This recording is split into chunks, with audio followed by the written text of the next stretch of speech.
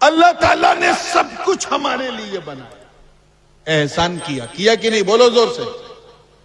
یہ برگ و ثمر بنایا ہمارے لیے، شمس و قمر بنایا ہمارے لیے، خشک و تر بنایا ہمارے لیے، سیم و زر، یہ گگن پون پرتھوی آکاش چندرما دھرتی، یہ سمندر، یہ کس کے لیے اللہ نے بنایا؟ انسان کے لیے۔ بولو، ہمارے لیے احسان کیا۔ مگر اس نے پورے قرآن میں کہیں نہیں کہا کہ میں نے سورج بنا کر تم پر احسان کیا، چاند بنا کر احسان کیا، نہیں کہا۔ اللہ تعالیٰ نے آنکھ بنائی، آنکھ کتنی بہمولیہ ہے، اس سے پوچھو جو دیکھ نہیں سکتا۔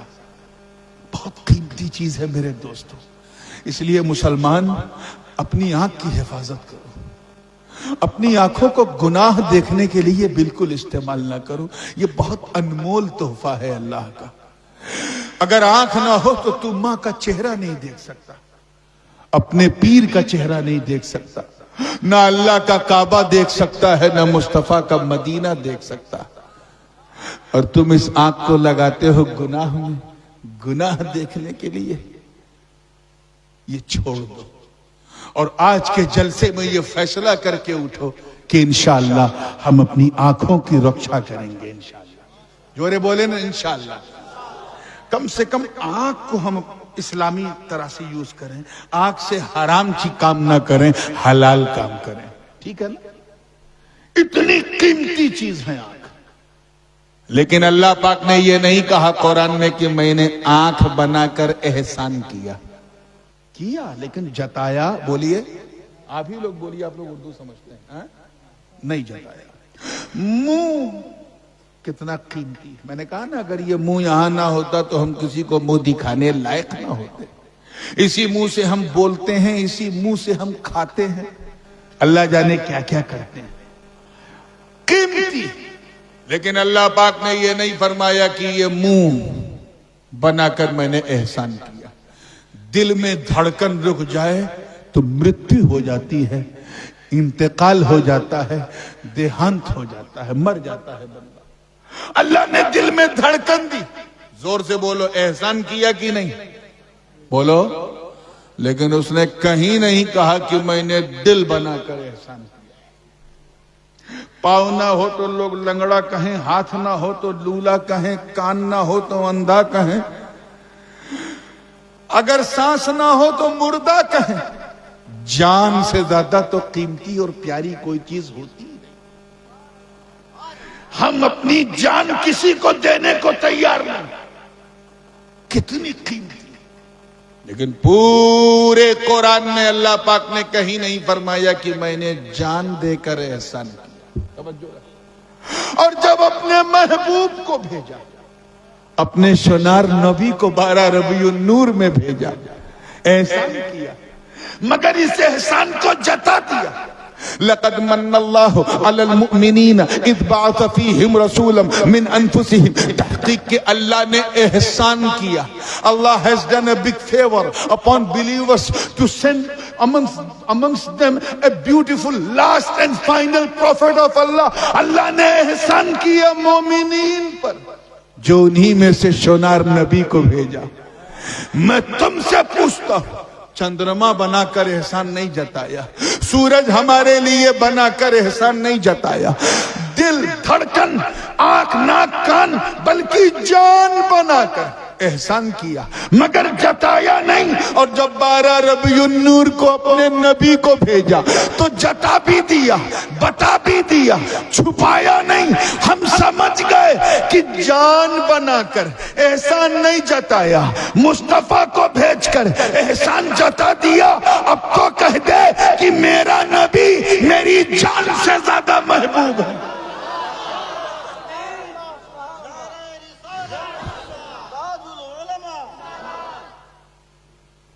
ہم کہہ دینا ان طاغوتی طاقتوں سے ہم اپنی برائی سن سکتے ہیں، اپنے بچوں کی سن سکتے ہیں، ماں باپ کی بھی برداشت کر سکتے ہیں، لیکن مصطفیٰ کی شان میں معمولی سی بھی اپمان، انسلٹ، عزت رب کعبہ کشمیر سے لے کے کنیا کماری تک، بنگال کی کھاڑی سے لے کے کابل کی پہاڑی تک کوئی ایسا انسان پیدا نہیں ہوا جو مسلمانوں کے نبی کی شان گرائے اور مسلمان خاموش رہے۔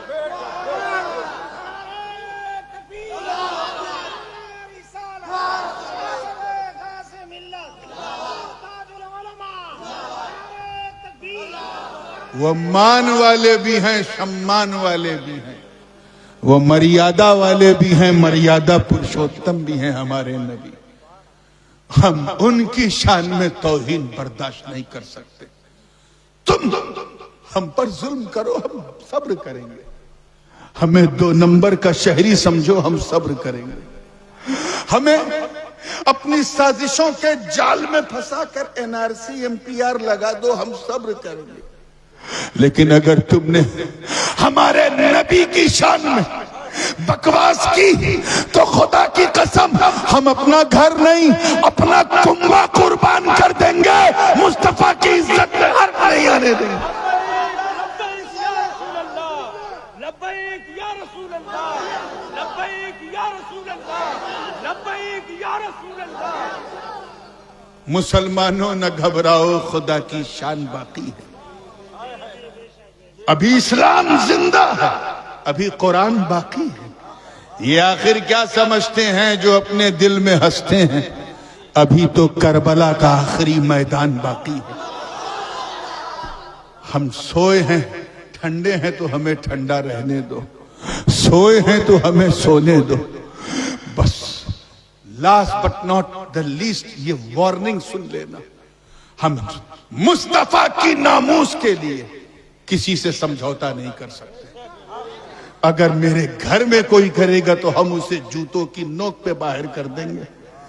تم کس کھیت کے مولی ہو؟ اور وہ اس لیے کہ نبی ہمارے گھر سے زیادہ، ہمارے مکان سے زیادہ، ہماری دکان سے زیادہ، ہمارے کھیت کھلیان سے زیادہ، ہماری اپنی سنتان سے زیادہ، یہاں تک کہ ہمارے ماں باپ سے زیادہ ہمیں اپنا عزیز، اپنے محبوب سنار نبی ہے۔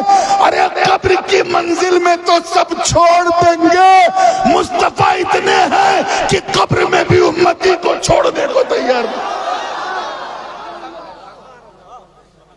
تو جو قبر میں ساتھ نہ چھوڑے اسے ہم یہاں کیسے چھوڑے؟ اب جب نبی سب سے زیادہ محبوب ہیں تو صرف نعرہ لگانے سے کام نہیں چلے گا مسلمانوں، صرف نعرہ لگانے سے کام نہیں چلے گا۔ نبی کی سنت کو اپناؤ۔ If you love your prophet more than anything else, then you have to prove that how much you have a love. Proof کرنا پڑے گا، اور اس کا طریقہ یہ ہے کہ ہم اہل سنت ہیں، اپنی زندگی کو سنت کے رنگ میں رنگ کے جئیں۔ نماز نہ چھوڑے، کیونکہ نماز تم چھوڑو گے تکلیف مصطفیٰ کو ہوگی۔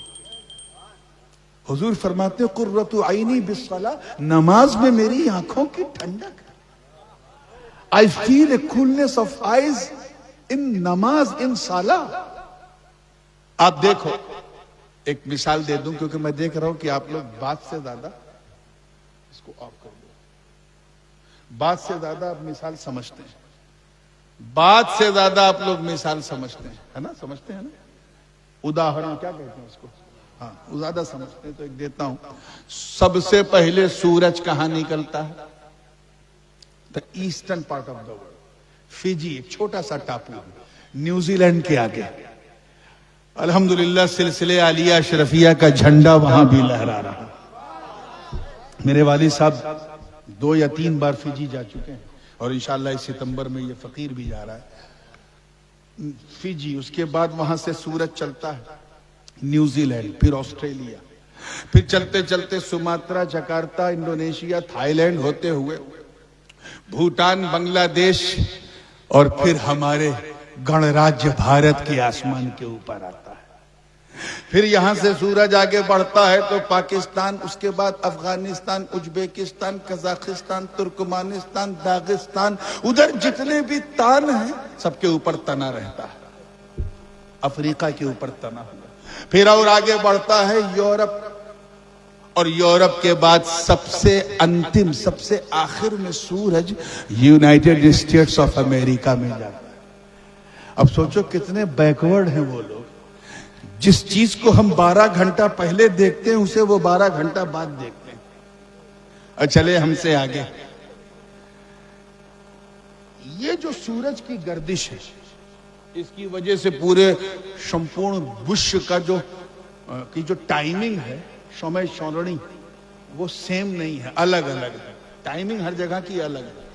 ابھی یہاں آدھی رات ہے نا، سب عشاء پڑھ چکے ہیں، لیکن ابھی کہیں عشاء پڑھی جا رہی ہے، اذان ہو رہی ہے۔ اسی وقت کہیں مغرب کی اذان ہو رہی ہے، ٹھیک اسی وقت کہیں عصر کی اذان ہو رہی ہے، ٹھیک ابھی ہم لوگ یہاں بیٹھے ہیں نا، ٹھیک اسی وقت کہیں ظہر کی اذان ہو رہی ہے، ٹھیک اسی وقت کہیں فجر کی اذان ہو رہی ہے، اسی وقت کہیں کوئی سو رہا ہے، کہیں کوئی کھا رہا ہے، کہیں کوئی جاگ رہا ہے، اسی وقت کہیں کوئی سنت پڑھ رہا ہے، کہیں کوئی نفل پڑھ رہا ہے، کہیں کوئی واجب پڑھ رہا ہے، ٹھیک اسی وقت کہیں کوئی سجدہ کر رہا ہے، کہیں کوئی رکوع کر رہا ہے، کہیں کوئی قیام کر رہا ہے، کہیں کوئی ذکر کر رہا ہے، کہیں کوئی دعا مانگ رہا ہے، یعنی 24 گھنٹہ 24 hours around the clock نماز جاری ہے۔ زور سے بول، نماز is continue 24 hours without a gap، نماز جاری ہے، 24 hours سجدہ، زور سے بولیں، جاری ہے، 24 hours 24 گھنٹہ رکوع جاری ہے، سجدہ جاری ہے۔ اب یہ تو نماز ہے، اب فرمان مصطفیٰ سمجھو، حضور فرماتے قرۃ عینی فی الصلاۃ، دیکھو نماز میں میری آنکھوں کی ٹھنڈک ہے، یعنی جب سجدہ تم کرتے ہو تو ٹھنڈک میری آنکھ کو ملتی ہے، رکوع تم کرتے ہو ٹھنڈک میری آنکھ کو ملتی ہے۔ اللہ کی شان دیکھو کہ اس سے پہلے کی نبی یہ فرمائیں کہ نماز پڑھو، نماز میں میری آنکھوں کی ٹھنڈک ہے۔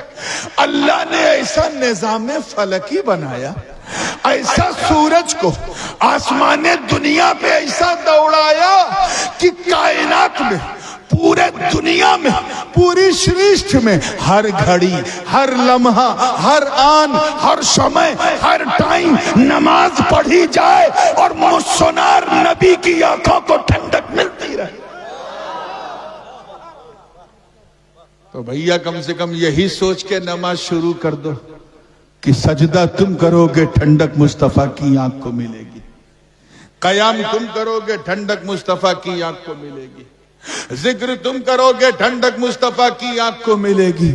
میرا وجدان کہتا ہے مسلمانوں، یہ میں نے کسی کتاب میں نہیں دیکھا ہے جو میں کہنے جا رہا ہوں، میرا یقین کہتا ہے، انترآتما کی جو آواز ہوتی ہے نا وہ کہتی ہے کہ اگر تو نے یہ سوچ کر، صرف یہی بچار کر کے کل صبح سے شروع کر دیا کہ نماز نہیں چھوڑیں گے، نماز کنٹینیو رکھیں گے، تو میرا وجدان کہتا ہے کہ اگر تو نے یہ سوچ کے نماز شروع کر دی کہ سجدہ میں کروں ٹھنڈک نبی کی آنکھ کو ملے، اگر اس انٹینشن کے ساتھ، اس ارادے کے ساتھ تو نے نماز شروع کر دی تو قیامت کے دن سورج سوا نیزے پہ ضرور ہوگا، لوگ گرمی سے تپیں گے لیکن کیوں نہ گھبرا، تیری آنکھوں کو نہیں تیرے پورے وجود کو ٹھنڈک ملتی رہے گی۔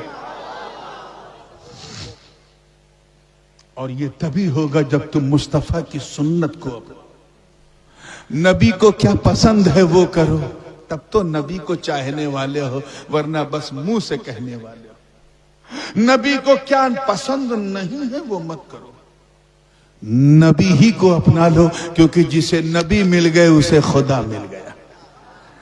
من یطع الرسول فقد اطاع اللہ، جس نے محبوب کی اطاعت کی اس نے اللہ کی اطاعت کی۔ اب ایک مثال اور دے دوں، یہ حدیث کی مثال بخاری و مسلم کی، ہجرت کی رات کا واقعہ آپ نے سنا، حضور نے کیا کیا، حضرت علی کو اپنے بستر پہ لٹایا اور چلے گئے۔ میں دہراؤں گا نہیں واقعہ، مجھے یقین ہے کہیں نہ کہیں سنا ہے نا۔ بستر پہ علی لیٹے ہیں، حضور باہر نکلے، کنکری ماری، راستہ بن گیا، سنا ہے بولو، آگے جب گئے حضور اور سور کی پہاڑی کے پاس پہنچے تو صدیق اکبر انتظار کر. توجہ. سرکار کے پیروں میں نالین نہیں تھی، چپل جوتا نہیں تھا، تو پتھر پہ نشان پڑ رہا تھا قدم کا. صدیق نے دیکھا تو کہا حضور اجازت دیجئے تو میں آپ کو اٹھا لوں. کہا وہ کیوں؟ کہا آپ چل رہے ہیں، پتھر پہ نشان پڑ رہا ہے، پیچھے کافر ہیں، وہ پیچھا کر لیں گے. سرکار نے منع نہیں کیا، کہا اٹھا لو. صدیق اکبر نے نبی کو اٹھا لیا. آپ تو جبل سور پہ چڑھے ہوں گے، کئی بار موقع ملا ہوگا. ارے یار، ایک نوجوان کا چڑھنا مشکل ہو جاتا ہے. ماں اپنے بچے کو چھاتی سے لگا کے اگر مکان پہ چڑھے، ایک تلہ دو تلہ، اس کے بعد یا اللہ. اور صدیق کی صداقت پہ میرے ماں باپ قربان، انہوں نے اٹھا لیا اور چڑھنا شروع کیا. دوش صدیق پر مصطفیٰ کا قدم ہے. اس منظر کو دیکھ کر جتنے غلامان صدیق ہیں جھوم اٹھے اور کہا اے ابو بکر تیرے مقدر کو سلام. ہم سمجھ گئے جس ابو بکر نے بار نبوت اٹھایا ہو، کسی میں اتنی مجال نہیں کہ اس ابو بکر کے سامنے بار خلافت اٹھا سکے. بات بھاری ہے، اسی لیے میں نے ہلکے میں کہہ دی. میں یہ آگے بڑھ رہا ہوں. جب غار کے قریب پہنچے تو غار جو تھی، گفا کیا کہتے ہیں آپ؟ گفا، کیو انگریزی میں کہتے ہیں، گوہا. ہمارے یہاں گوہا نہ کہنا یو پی میں، ٹوائلٹ کا راستہ بتائے گا. ہاں تو گوہا تھی، بڑی بھیانک. اٹ واز کمپلیٹ ہاریبل، ڈراؤنی تھی. آج کا اگر مرید ہوتا ہے نا، جس آج کے پیر صاحب نعرہ لگانے والا، وہ دیکھتا تو کہتا حضرت حضور پہلے آپ، تاکہ کچھ گڑبڑ ہو تو آپ جھیلو، میں سیف رہوں. لیکن جب مرید اپنے پیر کی مراد بن جاتا تو پہلے پیر کو نہیں، پہلے خود جاتا ہے. صدیق نے یہی کیا رضی اللہ عنہ. کیا کہا؟ حضور رکیں، آپ رکیں، پہلے آپ کا خادم اندر جائے گا. دیکھو یہ گوہا آپ کے لائق ہے بھی کہ نہیں. اندر گئے تو مکڑی کے جالے، چڑیوں کی بیٹیں، جانوروں کی مینگنیاں، بدبو، چھید، سوراخ، گندا.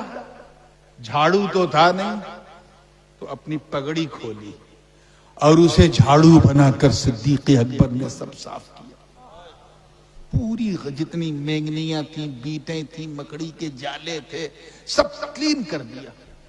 اس کے بعد پھر دیکھا کہ چھید، سوراخ کیا کہتے ہیں اس کو بنگلہ میں، چھید، جو پوائنٹ ہوتا ہے چھید، وہ 4-5 بڑے بڑے چھید تھے اور بھی تھے. تو اس کو کیا کیا جائے، اندر کہیں کوئی کیڑا نہ ہو، سانپ نہ ہو، شرپ نہ ہو. پریشان تو اسی کپڑے کو پھاڑ پھاڑ کے وہ سارے چھید بند کرنے لگے. کپڑا ختم ہو گیا، ایک چھید بچ گیا تھا، تو اس پہ صدیق اکبر نے اپنا پاؤں رکھ دیا اور اندر بیٹھے بیٹھے کہا حضور آ جائیے.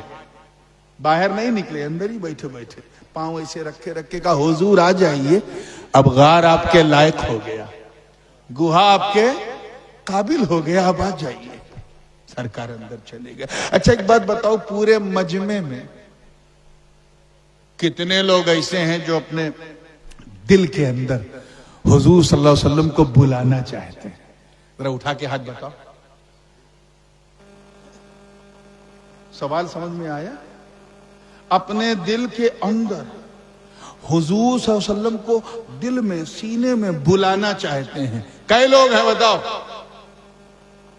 کچھ نہیں سمجھتے یار یہ لوگ اردو ہی نہیں سمجھتے. پرابلم سب لوگ ہیں نا.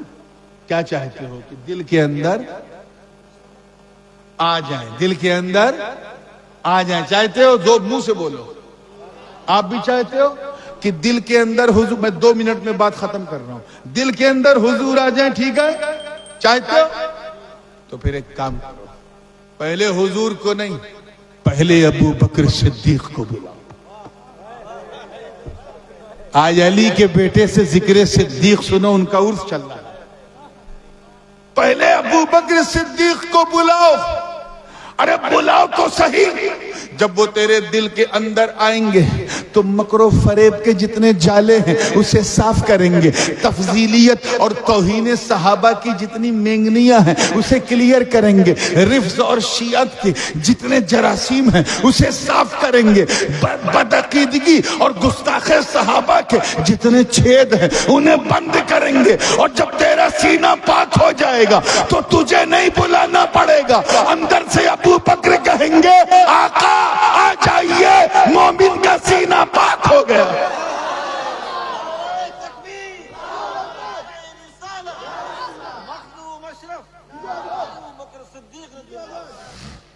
بات سمجھ میں آ رہی ہے نا؟ تو یہ ہے ذکر صدیقی. لیکن یار واقعہ میں نے کیوں سنایا تھا وہ تو اب سمجھ میں آیا. وہ جس چھید کے اوپر حضرت صدیق کا پاؤں تھا اس میں ایک کالا کالا ناگ بیٹھا تھا. اللہ جانے کیا ارادہ تھا, لیکن دل یہی کہتا ہے کہ وہ اس انتظار میں تھا کہ ایک دن یہاں کالی کملی والے مصطفیٰ آئیں گے, میں ان کے رخ والضحیٰ کو دیکھوں گا. اس سانپ کو یہ نہیں پتا تھا کہ اس سے بڑا عاشق پاؤں رکھ دے گا. اب عاشق جو ہے, جو پریمی ہوتا ہے, وہ پریمی کے اندر کی بات جانتا ہے. اس نے کاٹا نہیں صدیق کو, پہلے دانت گاڑا تاکہ چھوڑ دیں. ہم اور آپ ہوتے پاؤں ہٹا لیتے, ابو بکر صدیق نے پاؤں اور ٹائٹ کیا. پھر اس نے گدگدانا شروع کیا, صدیق نے پاؤں اور ٹائٹ کیا. جب اس کو لگا کہ اب نو چانس, تو سانپ تھا اپنی حرکت سے باز نہیں آیا, ڈس لیا, کاٹ لیا. سانپ نے کاٹا تو ابو بکر کی زبان سے آؤچ نکلا, چہرے پہ پسینہ آ گیا. سرکار نے فرمایا لا تحزن ان اللہ معنا, اے ابو بکر گھبرا مت, اللہ ہمارے ساتھ. حضور تکلیف میں ہوں میں. کیا ہوا؟ کہ لگتا کوئی کیڑا ہے, کوئی سانپ ہے, اس نے مجھے کاٹا ہے. سرکار نے مسکرا کے کہا کچھ نہیں, پاؤں ہٹا لے, وہ مجھے دیکھ کے چلا جائے گا. پاؤں ہٹایا, اس نے اپنا پھن کھولا, نبی چہرے درشن کیا, بھاگا. اور اس کے بعد سرکار نے اپنا لعاب دہن نکالا, صدیق اکبر کے زخم پہ گھاؤ پہ رکھا, کچھ پتہ ہی نہیں چلا. لیکن یار عقل تو ہے یار, عقل نے پوچھ لیا اے ابو بکر یہ کیا؟ سانپ تھا, اس میں زہر ہے, بش ہے, اگر وہ بش اس کا پھیل جاتا تب تو آپ کی جان جا سکتی تھی, اتنا بڑا رسک. تو عشق ابو بکر نے جواب دیا ارے نادان, جان ہی جاتی نا, ایسی سو جان ابو بکر اپنے مصطفیٰ پہ نچھاور کرتا ہے کیونکہ میرا نبی میری جان سے زیادہ محبوب ہے.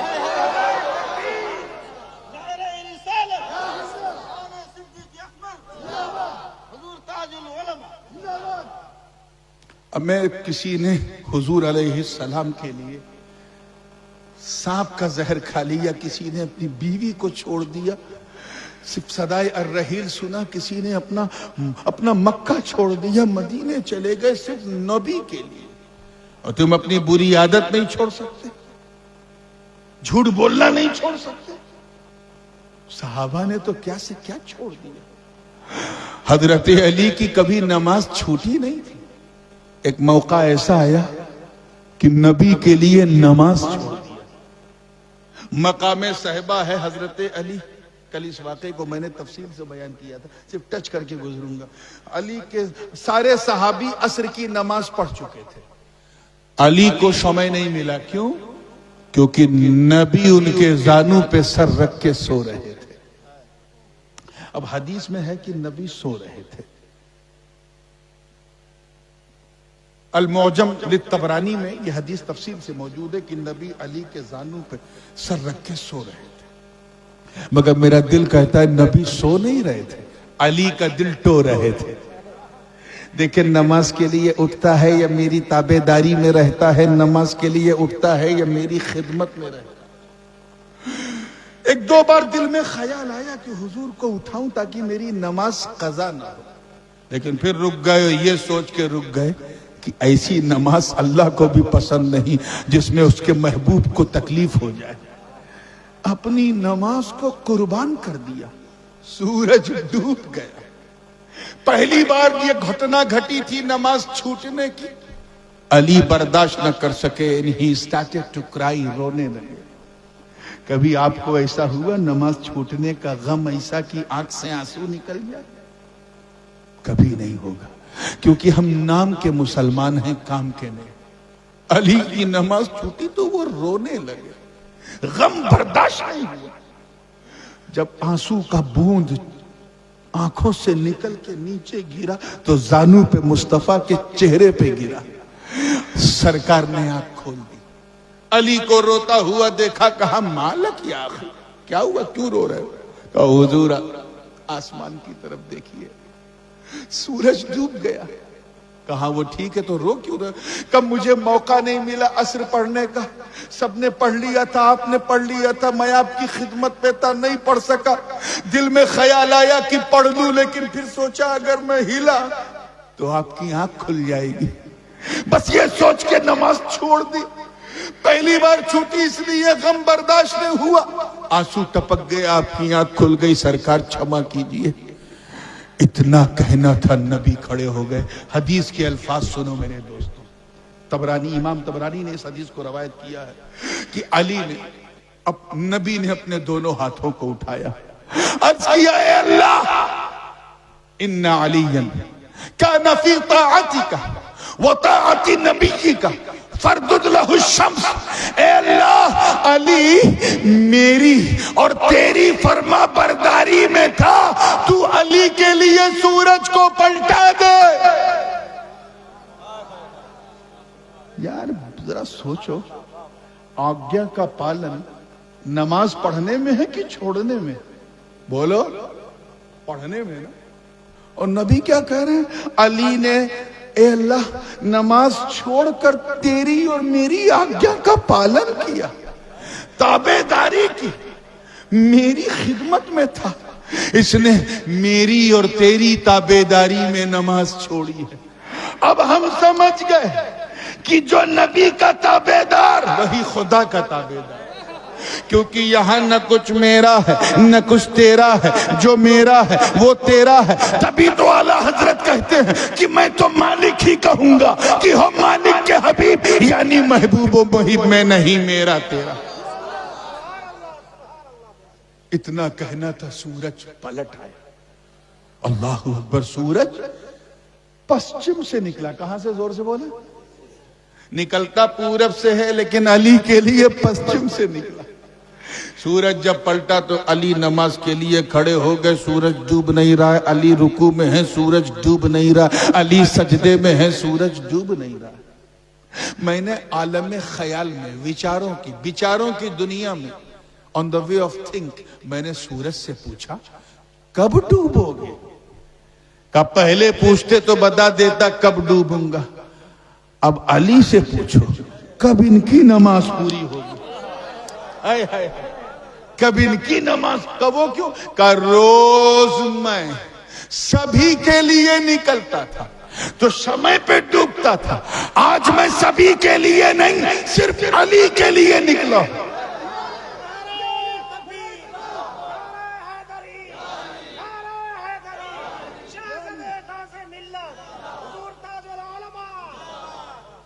صرف علی. اب جب تک علی کی نماز جاری رہے گی میں ڈوبوں گا نہیں، میں علی کو دیکھتا رہوں گا. ذرا دیکھو، جب تک علی نے، اللہ کرے سمجھ میں آ جائے، جب تک علی نے اپنی نماز نبی پر سمرپت نہیں کی تھی، قربان نہیں کی تھی، تب تک علی سورج کو دیکھا کرتے تھے، اور جب قربان کر دی تو سورج علی کو دیکھ رہا. اب اس سورج کو ہم کیوں نمسکار کریں جو علی کو نمسکار کر رہا ہے؟ لیکن عشق نے پوچھا، علی نماز تو خدا کے لیے، خدمت مصطفیٰ کی تھی، جان بوجھ کے نماز چھوڑ دی، اپنی نماز کو قربان کر دیا. کہا تو نماز کی بات کرتا؟ ارے نماز اگر قضا ہو گئی تو